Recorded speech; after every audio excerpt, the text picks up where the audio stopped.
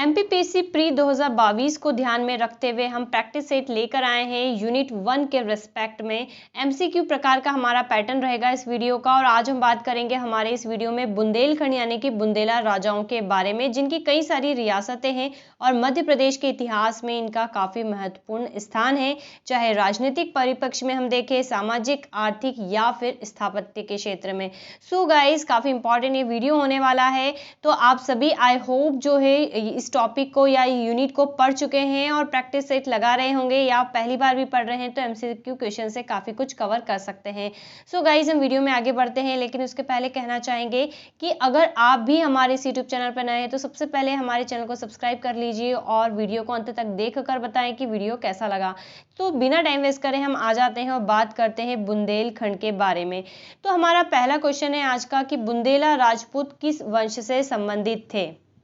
तो बुंदेला राजाओं के बारे में जानने से पहले सबसे पहले हमें जो है इसका एक एरिया पता होना चाहिए कि बुंदेलखंड कहाँ पर फैला हुआ है। तो आज के अभी आप जो ज्योग्राफी पढ़ोगे तो आप पढ़ ही लोगे कि भौतिकी रूप से जो है बुंदेलखंड किसे कहते हैं, ठीक है। ये जनरली ये वाला क्षेत्र बुंदेलखंड होता है, लेकिन सांस्कृतिक परिदृश्य से भी ये मुख्य रूप से दतिया, टीकमगढ़, छतरपुर, पन्ना, नरसिंहपुर, सागर, जबलपुर, सतना, होशंगाबाद, रायसेन, विदिशा, गुना, ग्वालियर, भिंड, शिवपुरी आदि जिलों में तथा उत्तर प्रदेश के झांसी, ललितपुर, जालौन, हमीरपुर, बांदा, महोबा तथा चित्रकूट में विस्तृत रूप से फैला हुआ है।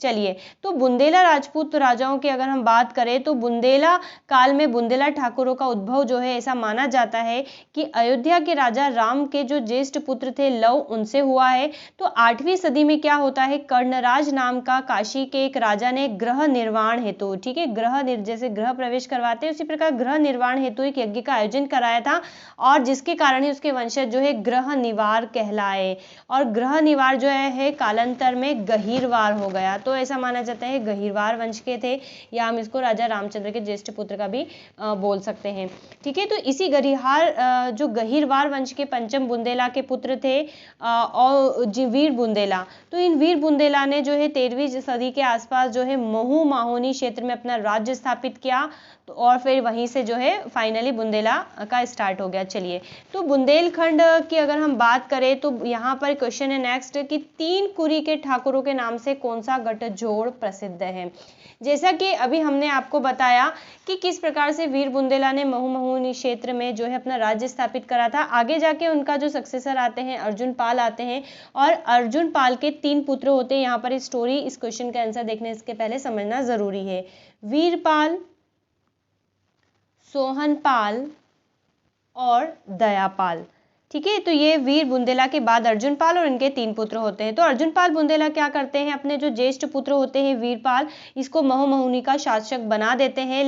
और तो जब ये वीरपाल क्या होता है, शासक बना देता है, तो वो बाद में सोहनपाल और दयापाल को राज्य से निष्कासित कर देता है। तो सोहनपाल को तो लग जाता बहुत बुरा, और वो गढ़ कुंठार के खंगार शासक होते हैं हुरमत सिंह, उनसे अपने भाई वीरपाल के लिए सैन्य विद्रोह हेतु सहायता मांगता है, लेकिन वो उनके हेल्प नहीं करते। तो फिर वो क्या जाता है एक दूसरे शासक के पास, पवाया के शासक पुण्यपाल के पास, और शाहजहां के शासक मुकुटमणि धंधेरा से। तो धंधेरा, ध्यान रखिएगा, धंधेरा, ठीक है, ये भी एक प्रकार के राजपूत थे। तो हुरमत सिंह के विरुद्ध सैन्य सहायता की मांग करते हैं, और पवाया तथा शाहबाद के शासक के साथ मिलकर सोहनपाल जो होता है खंगार शासक हुरमत सिंह, मतलब जिससे मदद मांगी थी, अपने भाई को तो भूल गया, हुरमत सिंह को मार देता है और इस भूभाग पर कब्जा करके नए राज्य की स्थापना करता है। और आगे जाकर बुंदेला, परमार और धंधेरे ठाकुरों का जो गठजोड़ होता है इनकी आप पर, तो इसी जो है ये 3 कुठी के नाम से जाना जाता है। तो इसका आंसर है ये वाला। तो सोहनपाल के समय बुंदेलखंड की क्या राजधानी रही थी। यहाँ पर एक क्वेश्चन आता है, सोहनपाल के समय बुंदेलखंड की क्या राजधानी रही थी। तो सोहनपाल के समय जो बुंदेलखंड की मुख्य रूप से राजधानी रही थी वो क्या रही थी, गढ़ कुंठार रही थी, या ठीक है, गढ़ कुंठार रही थी।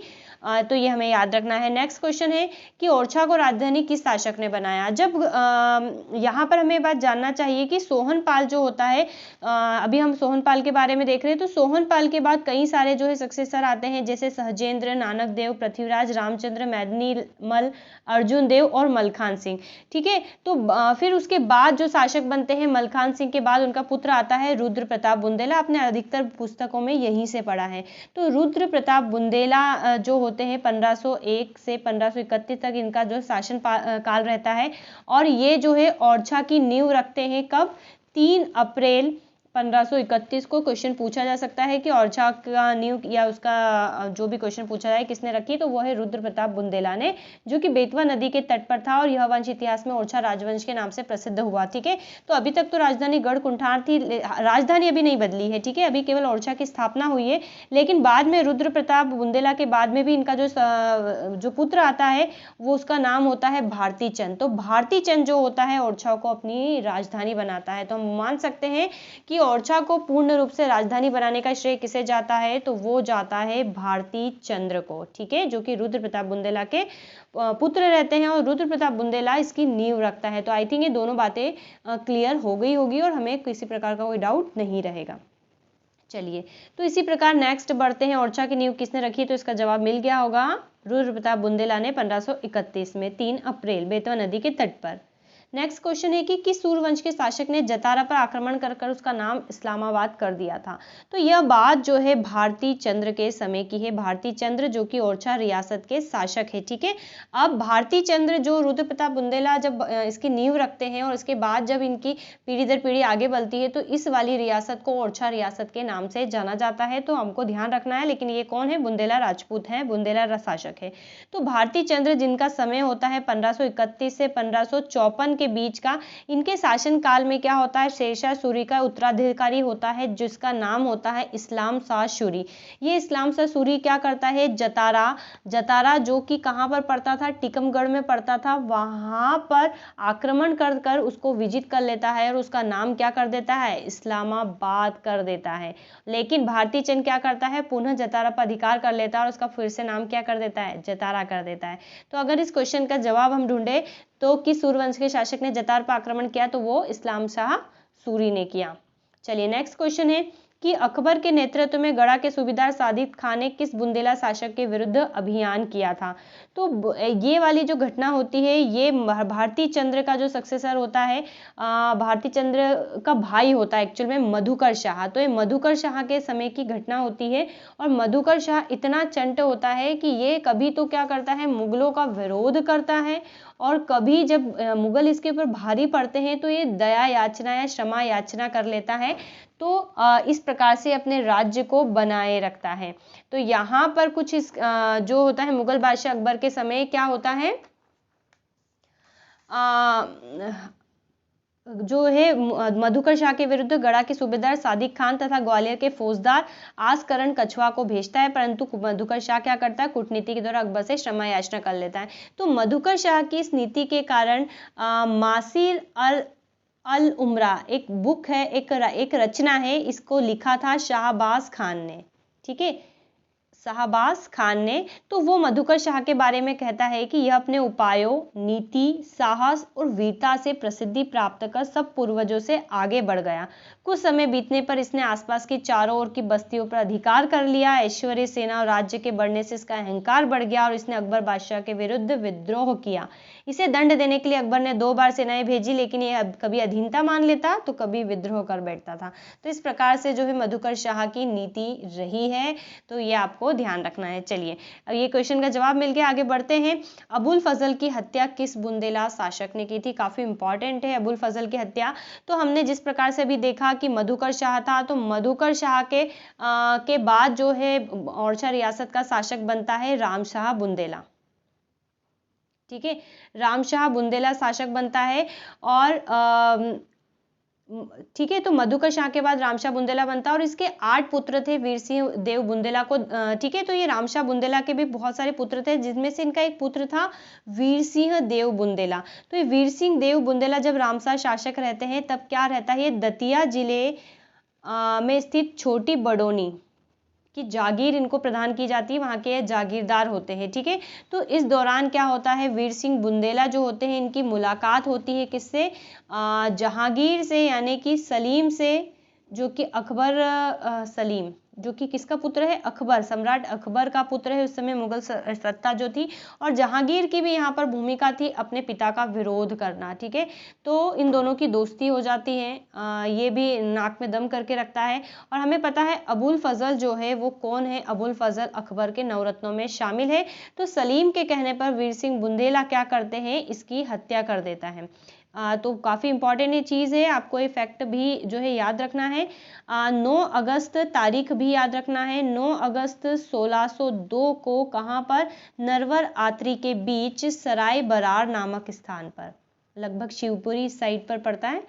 तो सरार बरार नामक स्थान पर ये क्या करता है, उसकी हत्या कर देता है। और इतिहास में यही हत्याकांड जो है अबुल फजल हत्याकांड या फजल हत्याकांड के नाम से कहलाता है। अब ये जब घटना कब होती है 1602 में, तो हमें पता है 1605 में क्या होता है, 1605 में अकबर ऊपर चले जाता है, उसके बाद शासक बनता है सलीम यानी कि जहांगीर। और जब जहांगीर शासक बनता है तो ये दबाव डालता है और वीर सिंह बुंदेला को क्या करता है, ओरछा रियासत का शासक बना देता है। तो दोनों का ही जो शासन पीरियड होता है 1605 होता है। और रामशाह बुंदेला जो समय ओरछा का शासक था, जहांगीर इसको अपदस्थ करके एक नई रियासत दे देता है जो बाद में इतिहास में बहुत प्रसिद्ध होती है, चंदेरी बानपुर रियासत। तो वहाँ का शासक बना देता है रामशाह बुंदेला को, छोटा सा जागीरदार समझ लीजिए बना देता है। और फाइनल जो ओरछा रियासत आगे बढ़ रही थी उसका जो दायित्व है किसके पास आ जाता है, वीर सिंह बुंदेला के पास आ जाता है। तो ये शासक बन जाता है। तो ये फैक्ट हमें याद रखना है। चलिए, आई थिंक सारे चीज़ें यहाँ से क्लियर हो गई होगी। अब हम आगे बढ़ते हैं। अब हमने जिस तरीके से, अगर आप स्टोरी को सुने शुरू से सुन रहे हैं तो ऑब्जेक्टिव के साथ साथ हम यहाँ पर आपको थोड़ा सा डिटेल में भी कवर करवा रहे हैं। तो मधुकर शाह रामचंद्र बुंदेला जो है, अब रामशाह बुंदेला कहाँ का शासक बन जाता है, अपने चंदेरी बानपुर का बन जाता है। कुछ बुक्स में लिखा रहता है कि इस रामचंद्र को जो है कवि केशव का इनको आश्रय भी देता है। कवि केशव इतिहास में बहुत प्रसिद्ध है, उनको ये आश्रय भी देते हैं। इसके बाद इनके भाई जो बोल दे या पुत्र बोल दे, कहीं पे पुत्र लिखा रहता है, कहीं पे भाई लिखा रहता है, वीर सिंह बुंदेला शासक बनते हैं। और वीर सिंह बुंदेला इतने प्रसिद्ध है इतिहास में कि अगर अभी ये प्रसिद्ध क्यों है एक्चुअल में, तो इन्होंने, ऐसा माना जाता है कि 1618 में एक साथ 52 इमारतों की नींव रखी, या फिर बोल सकते हैं ऐसे डिसीजन ले कि हमको 52 इमारतों का जो है मतलब कुछ का निर्माण करना है और कुछ को पुनर्निर्माण करना है, ठीक है, मतलब उसको अच्छे से सिस्टमेटिकली और डेवलपमेंट करना है। तो इस प्रकार से ये कहीं सारे जो है महल भवन बनाते हैं जो काफ़ी प्रसिद्ध है इतिहास में। हमको 52 नहीं याद करने, हमको गिनती के 5-6 हमें पता होना चाहिए। तो इनमें से यहीं पे सारे ऑप्शन आप देख सकते हैं। जहांगीर महल जो कि ओरछा में है, जहांगीर महल पता ही है वीर सिंह बुंदेला का दोस्त था, इसलिए उस महल का नाम है जहांगीर पड़ता है, जो कि ओरछा और जो जिला है निवाड़ी। सतखंडा महल जो कि दतिया में पड़ता है। सावन भादो महल के बाद हम आगे बढ़ते हैं। केशवराय मंदिर मथुरा, ये मंदिर बहुत फेमस है। आप पता है कि मथुरा में जो श्री कृष्ण जन्मस्थली है उसको लेकर कोर्ट केस चल रहे हैं। तो वहाँ पर जब आप कुछ न्यूज़ चैनल पे सुनते होंगे तो वीर सिंह बुंदेला भी आ जाते हैं। ये मंदिर जो है बहुत प्राचीन है, इसको कई बार बनाया गया और इसको कई बार तोड़ा गया, ठीक है, कई बार तोड़ा इसको। हम कह सकते हैं जो भी मुस्लिम आक्रमणकर्ता आए थे उन्होंने कई बार तोड़ा, लेकिन इसको वीर सिंह बुंदेला फिर से बना देते हैं, हीरे मोती जड़ा देते हैं। जब अंग्रेज इतिहासकार ने भी इस मंदिर के बारे में विवरण किया और आप पढ़ेंगे तो आपको बहुत अतिशोक्ति लगेगी कि कितना पैसा होगा इस समय इनके पास। तो वीर सिंह बुंदेला जो है केशवराय मंदिर है, भगवान श्री कृष्ण है उसका जो जन्म स्थल है उसको भी निर्माण ये करवाते हैं, ठीक है। इसी प्रकार ये करेरा और झांसी के किले का भी जो है निर्माण करवाते, करेरा का पुनर्निर्माण करते हैं। और धामोनी का किला भी है, तो धामोनी के किले का भी ये निर्माण करवाते। तो इस प्रकार इस क्वेश्चंस का आंसर क्या है, उपरोक्त सभी, ठीक है। तो मुख्य रूप से आपको वीर सिंह बुंदेला के ये वाले जो स्थापत्य है याद रखना है। और सतखंडा महल तो बहुत इंपॉर्टेंट है, जो कि स्वास्तिक के आकार का है, ठीक है, स्वास्तिक के आकार का है। और इतिहास का जो एक पर्सी ब्राउन है उन्होंने यही कहा है कि बुंदेलखंड का सबसे बढ़िया जो आर्किटेक्चर का हम बात करें तो सतखंडा महल ही है। चलिए नेक्स्ट क्वेश्चन की तरफ बढ़ते हैं हम।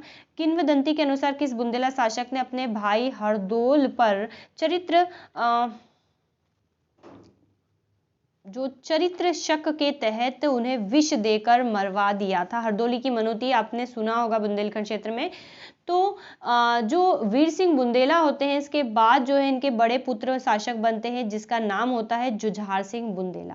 तो जुझार सिंह बुंदेला के बारे में कहा जाता है कि के चरित्र पर दाग के रूप में घटना प्रचलित है और ऐसा माना जाता है कि जुझार सिंह बुंदेला ने अपने भाई हरदौल पर चारित्रिक शक के तहत उनको विष देकर मरवा दिया था। बुंदेलखंड में देवतुल्य भाई है हरदौल और उनके नाम पर चबूतरे बने हैं, कई सारे जो है लोकोक्तियां प्रचलित हैं इनके नाम पे। तो यहाँ पर इसका आंसर है जुझार सिंह बुंदेला। तो आप मांग सकते हैं इस फैक्ट के अनुसार कि वीर सिंह बुंदेला के ही हरदौल क्या थे, पुत्र थे।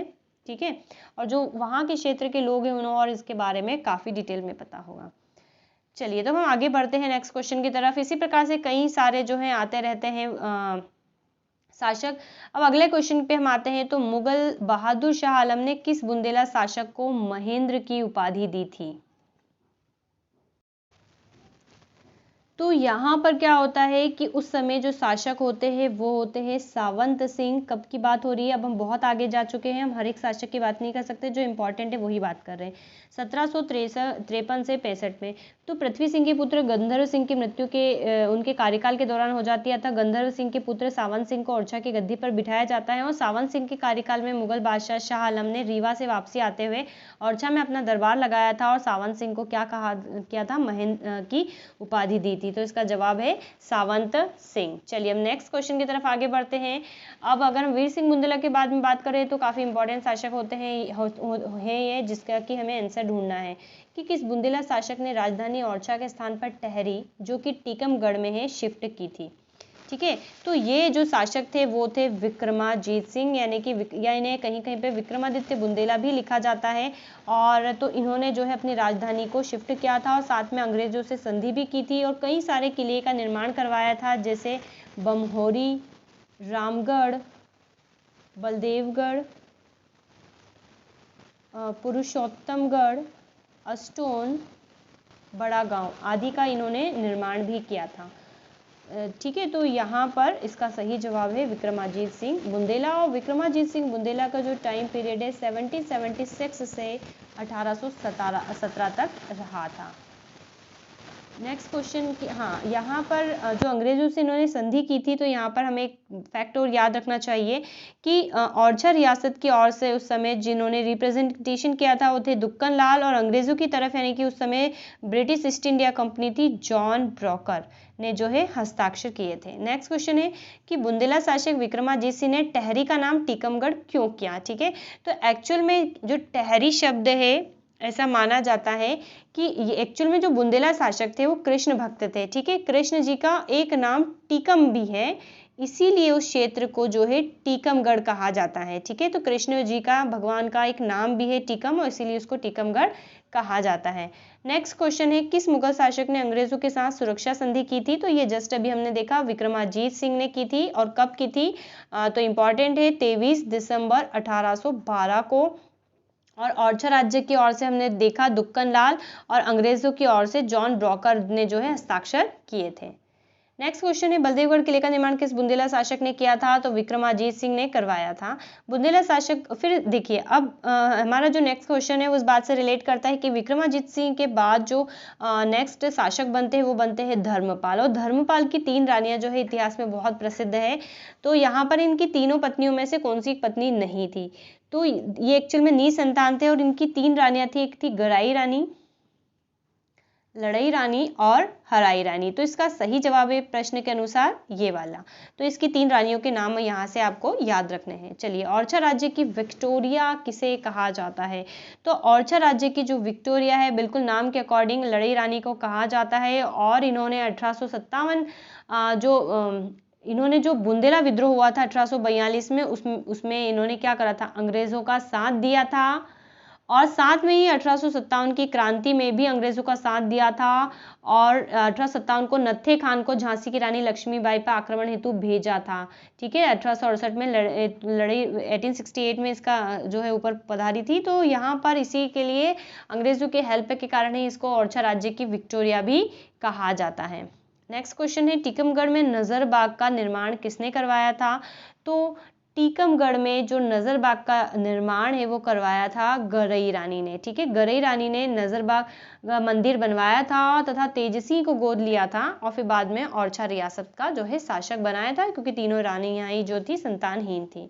नेक्स्ट क्वेश्चन है 1842 के बुंदेला विद्रोह में अंग्रेजों की सहायता किसने की थी? तो जस्ट हमने देखा जिसको विक्टोरिया का संज्ञा मिली है, तो लड़ी सरकार ने जो है 1842 में अंग्रेजों का हेल्प किया था, खुलकर समर्थन किया था। नेक्स्ट क्वेश्चन है बुंदेलखंड की एकमात्र यूरोपियन जागीर कौन सी है? तो बुंदेलखंड की जो एकमात्र यूरोपियन जागीर है वो है जरैया गांव की। हमें पता है इस समय जो फ्रांसीसी जो थे ग्वालियर क्षेत्र पे जो सिंधियाओं का शासक था उसमें उनके एक फ्रांसीसी सेनापति थे, हेल्पर थे, जीन बेबिस्ट। तो इसको जो है सिंधियाओं ने मेहरों के निकट जरैया गांव की जागीर प्रदान की थी और ये बुंदेलखंड की एकमात्र यूरोपियन जागीर मानी जाती है। और इसका भी कारण क्या था एक्चुअल में? मोहर प्रहलाद। अब ओरछा रियासत तो धर्मपाल वाल के साथ धीरे धीरे जो है अब अदृश्य हो रही है, वहीं पर यहाँ पर ये मोहर प्रहलाद जो है चंदेरी बानपुर रियासत के शासक है और चंदेरी बानपुर में जो सिंधिया होते हैं वो चंदेरी को छीन लेते हैं। ठीक है, और इसी से खुश होकर जो होते हैं इसको सिंधिया क्या करते हैं? जागीर जरैया गांव की जागीर प्रदान करते हैं। और जब मोहर प्रहलाद से चंदेरी छीन जाता है, ठीक है, तो ये क्या करता है? मोर प्रहलाद का एक सक्सेसर आता है, मतलब इसका जो आगे जाके इसका पुत्र रहता है मर्दन सिंह।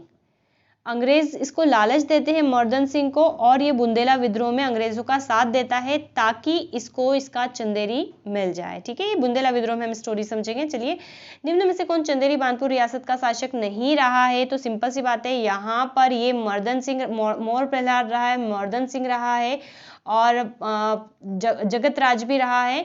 तो यहाँ पर जो इसका आंसर है वो है पारीक्षत। राजा जो पारीक्षत है हमें पता है जेतपुर रियासत के प्रसिद्ध शासक थे जिन्होंने बुंदेला विद्रोह का नेतृत्व किया था। तो यहाँ पर इसका सही जवाब है। वैसे जगत राज भी जो है दूसरे, यहाँ पर दो ही शासक हैं स्पेशली, मोर प्रहलाद और मदन सिंह।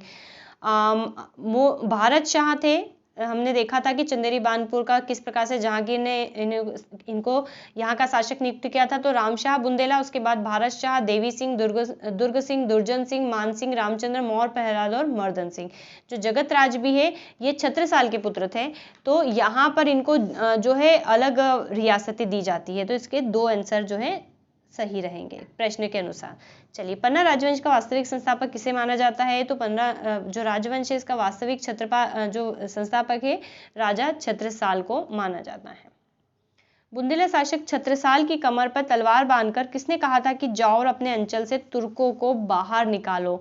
तो ये जो छत्रसाल है इनको जो ये बातें हैं शिवाजी महाराज ने की थी और इस बात का जो उल्लेख है कवि गोरेलाल ब्रह्म भट्ट के ने लिखा है इसके बारे में कि शिवाजी ने छत्रसाल की कमर में तलवार बांधकर कहा था कि जाओ और अपने अंचल में से तुर्कों को बाहर निकालो, ब्रजनाथ अर्थात गोपाल कृष्ण सदैव तुम्हारी रक्षा करेंगे। ठीक है, तो इस प्रकार से बातें कही थी। और यदुनाथ सरकार के अनुसार, यदुनाथ सरकार ने भी कुछ लिखा है कि शिवाजी ने क्या कहा था कि शिवाजी ने छत्रसाल से कहा था कि यशस्वी सरदार अपने बैरियों पर विजय प्राप्त करो और उन्हें अधीन करो, अपनी जन्मभूमि को पुनः प्राप्त करो और उस पर शान करो। यही वांछनीय है कि अपने राज्य में युद्ध आरंभ कर दो और जहां तुम्हारी ख्याति के कारण अनेक अनुगामी मिल जाएंगे, जब कभी तुम पर मुगल आक्रमण का विचार करेंगे मैं उनका ध्यान हटा दूंगा और तुम्हारे साथ क्रियाशील सहयोग देकर उनकी योजनाओं को विफल कर दूंगा। तो ये छत्रसाल के बारे में बात थी। तो रीवा में बुंदेली दरवाजे का निर्माण किसने करवाया था? अगले क्वेश्चंस की ओर अगर हम बढ़े तो रीवा में एक भव्य फाटक का निर्माण करवाया था बुंदेली दरवाजे के नाम से, जिसको जाना जाता है। किसने? हृदय शाह ने। ठीक है, तो इसका सही जवाब है हृदय शाह। नेक्स्ट क्वेश्चन है बुंदेला विद्रोह कब हुआ था? तो 1842 में हुआ था और बुंदेला विद्रोह को काफी डिटेल में पढ़ना चाहिए। अभी हम यहाँ पर इसका डिस्कशन नहीं करेंगे, हम इसको ब्रीफ वीडियो में लेकर आएंगे। नेक्स्ट क्वेश्चन है पनवाड़ी का युद्ध किसके बीच में हुआ था? तो अंग्रेजों और राजा पारीक्षत के बीच में जो है पनवाड़ी का युद्ध हुआ था बुंदेला विद्रोह के दौरान। 1857 की क्रांति में किसने भाग नहीं लिया था? तो सबसे पहले तो बुंदेलखंड की रियासत से किसने भाग लिया था? झांसी की रानी लक्ष्मीबाई ने। और बानपुर के राजा मर्दन सिंह ने लिया था और शाहगढ़ के राजा बखत बली ने लिया था। ओरछा रियासत की गलई रानी ने नहीं लिया था। तो इसका सही जवाब है ओरछा रियासत की गलई रानी का, क्योंकि इन लोगों ने तो अंग्रेजों की सहायता की थी। और राजा जो मर्दन सिंह और बखत बली है 1842 में, इन्होंने भी अंग्रेजों का साथ दिया था, लेकिन 1857 की क्रांति में इन्होंने त्रिगुट का निर्माण किया था झांसी की रानी लक्ष्मीबाई के साथ और क्रांति का नेतृत्व किया था। नेक्स्ट क्वेश्चन है कि 1877 में दिल्ली दरबार के समय दतिया नरेश भुवानी सिंह को कौन सी उपाधि दी गई थी? तो एक्चुअल में यहाँ पर 1877 वाला टाइम पीरियड है और हमने देखा है कि किस प्रकार से बुंदेला विद्रोह होता है। देन फिर होता है 1857 की क्रांति। तो 1857 की क्रांति में अंग्रेज़ों की जो भी सहायता करता है या उसके बाद जो भी अंग्रेज़ों की हाँ में हाँ मिलाता है, तो दिल्ली दरबार में आयोजन होता है और उनको उनके सहयोगियों की को कई सारी जो है उपाधियाँ या इनाम दिए जाते हैं। तो बुंदेलखंड के भी कुछ शासकों को उपाधियाँ दी जाती है, तो उनमें से ही एक होते हैं दतिया नरेश, उस समय के अकॉर्डिंग भुवानी सिंह। तो इनको जो है भुवानी सिंह को लोकेंद्र की उपाधि दी जाती है अंग्रेज़ों के द्वारा। अब हम एक काम करते हैं, सारे शासकों की बात कर लेते हैं बुंदेलखंड की ओर से जिनको अंग्रेजों के द्वारा कुछ ना कुछ जो है पदवी दी गई है। तो पन्ना शासक रुद्र प्रताप को जो है स्वर्ण पदक दिया जाता है। जसो जागीर के गजराज सिंह को दीवान बहादुर की पदवी दी जाती है। अजयगढ़ के रजौर सिंह को सवाई की उपाधि दी जाती है। चरखरी शासक जयसिंह देव को सिमहदा मुल्क की उपाधि दी जाती है। बिजावर शासक भानु प्रताप सिंह को सवाई की पदवी दी जाती है। सरीला रियासत में जो खलक सिंह होते हैं उनको बहादुर की उपाधि मिलती है और जिगनी रियासत के राजा लक्ष्मण सिंह को बहादुर की पदवी दी जाती है। ओरछा नरेश प्रताप सिंह को KCIE की उपाधि दी जाती है। तो इस प्रकार से इनको विभिन्न उपाधियां दी जाती है। नेक्स्ट क्वेश्चन है, ओरछा की कोकिला किसे कहा जाता है? तो ओरछा की कोकिला जो है राय प्रवीण को कहा जाता है। नेक्स्ट क्वेश्चन है, पर्सी ब्राउन ने किसे बुंदेलखंड का श्रेष्ठतम स्थापत्य कहा है? तो पर्सी ब्राउन ने जो सतखंडा महल है, दतिया में पड़ता है, जिसको वीर सिंह बुंदेला ने बनवाया था, उसको बुंदेलखंड का सबसे ज़्यादा जो है अच्छा या सर्वश्रेष्ठ स्थापत्य कहा जाता है। और इस 1635 में इसका जो है निर्माण करवाया गया था और इस महल की चित्रकला उत्कृष्ट है, जिसमें ड्रैगन, हाथी की कृतियां लाल पत्थरों पर उकेरी गई है। किस बुंदेला शासक को हिंदी साहित्य में रसनिधि के नाम से जाना जाता है? तो ये बात चल रही है पृथ्वी सिंह बुंदेला की। चलिए नेक्स्ट क्वेश्चन है, तारीख ए दिलखुशा किसने लिखा था? तो तारीख ए दिलखुशा जो है भीमसेन सक्सेना ने लिखा था। राम राजा मंदिर का निर्माण किसने कराया था? तो राम राजा मंदिर जो है निवाड़ी जिले में स्थित है और इस धार्मिक आस्था का एक बहुत बड़ा केंद्र है, जिसका निर्माण जो है भारती चंद्र ने एक महल के रूप में करवाया था। बाद में मधुकर शाह की जो रानी है गणेश कौरी, उसने अयोध्या से लाकर भगवान श्री राम एवं गणेश की मूर्ति यहाँ पर स्थापित कर दी थी और तब से महल जो है राम राजा महल के नाम से कहलाता है। और यहाँ पर जो है सैनिकों के द्वारा सलामी भी दी जाती है भगवान राम को। आप इसको गूगल पे सर्च कर सकते हैं। तो काफ़ी इंपॉर्टेंट ये मंदिर है, राम राजा मंदिर, निवाड़ी जिले में पड़ता है, ओरछा में। सो गाइज आज के वीडियो में इतना ही। बताइएगा वीडियो आपको कैसा लगा। अच्छा लगा हो तो चैनल को सब्सक्राइब, वीडियो को लाइक शेयर कमेंट ज़रूर करें। Have a nice day and thanks for watching.